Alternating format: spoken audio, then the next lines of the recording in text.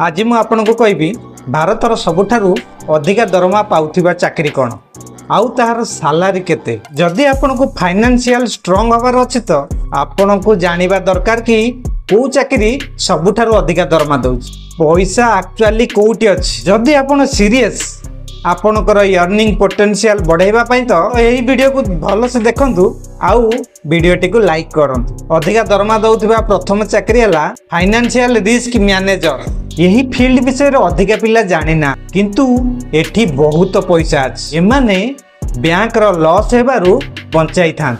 प्रत्येक bank, financial company, fintech company समस्त को रिस्क मैनेजर रो आवश्यक थाए। एठी बहुत डिमांड अछि, किंतु एथि लगी कम लोक अछंत।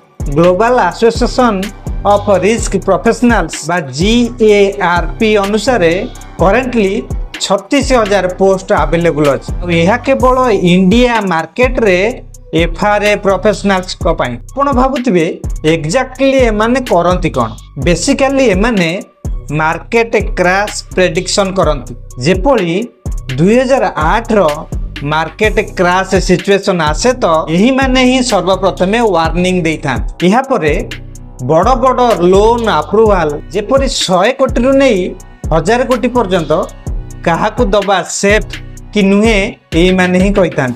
आउ यही माने ही प्रत्येक कंपनी को फाइनेंशियल डिजास्टर रु बचाई थान। गोटिए फाइनेंशियल रिस्क मैनेजर सालारी वर्ष को 20 लाख रु 90 लाख पर्यंत होता है। केवल कॉमर्स पिला नुहे नॉन कॉमर्स पिला भी यह करि परिबे। नंबर 2 हैला कमर्शियल पायलट। यह एपरि एक कैरियर जहार स्वप्न आमे समस्ते पिला बेले देखि थाउ। आउ यह मध्य one of the most prestigious career अटे। यार एंट्री लेवल फास्ट ऑफिसर 15 रु 25 लाख पर्यंत वर्ष को कमाई थान। यह परे एक्सपीरियंस्ड कैप्टेन होई गले 25 रु 40 लाख पर्यंत वर्ष को कमाई पारंती। आउ सीनियर कैप्टेन 40 रु 80 लाख पर्यंत वर्ष को कमाई थांती। एथिरे कैरियर प्रोग्रेशन बहुत स्ट्रक्चर्ड होता है। प्रथमे आपण फास्ट ऑफिसर बनी थांती, ताहा परे ट्रेनिंग कैप्टेन बनी थांती, ताहा परे कैप्टेन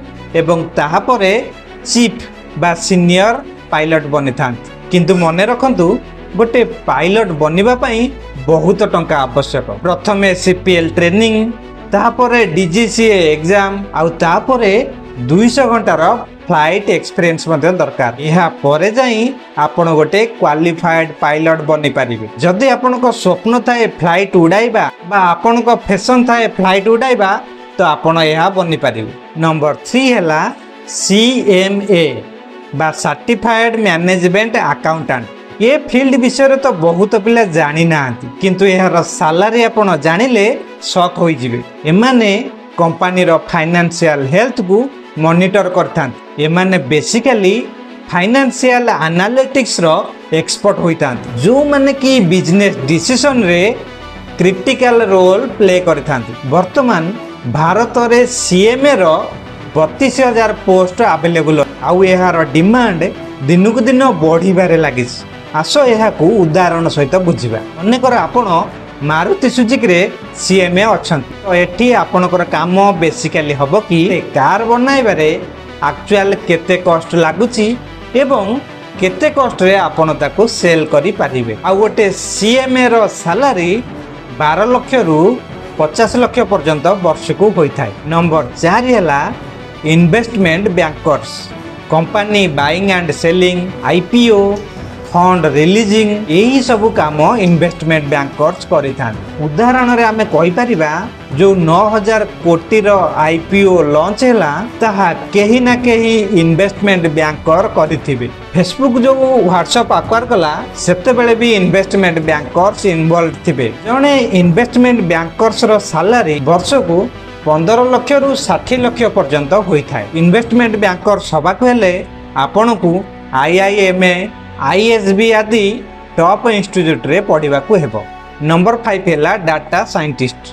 2020 परे एई फील्ड बहुत स्पीड रे ग्रो करूछि। AI, machine learning, data analytics सब किसी डाटा रे चलुछि। ने डाटा साइंटिस्ट डाटा रु बिजनेस इनसाइट बाहर करंती। आ मध्य एमाने फ्यूचर डाटा को प्रेडिक्ट करती। मनकर नेटफ्लिक्स उदाहरण नेले 80% of the content recommended engine रू वाच होता है। ये रिकमेंडेड इंजिन जेते भी कंटेंट सजेस्ट करिवे ताहा गोटे डाटा साइंटिस्ट बाहर कर दियंती। जेपरी ओला उबेर रे गोटे सर्च प्राइसिंग एल्गोरिदम थाए, माने जेबे डिमांड हाई आउ सप्लाई कम थाए तो प्राइस ऑटोमेटिक बढ़ी जाए थाए। को एरिया रे डिमांड हाई थाए को गोटे डाटा साइंटिस्ट प्रेडिक्ट करथाए। आउ एमानकर सैलरी वर्ष को 10 लाख रु 40 लाख पर्यंत थाए। ये थिला 5टी हाई पेइंग जॉब्स जो थे आपण वर्ष को लक्ष लक्ष टका रोजगार करें।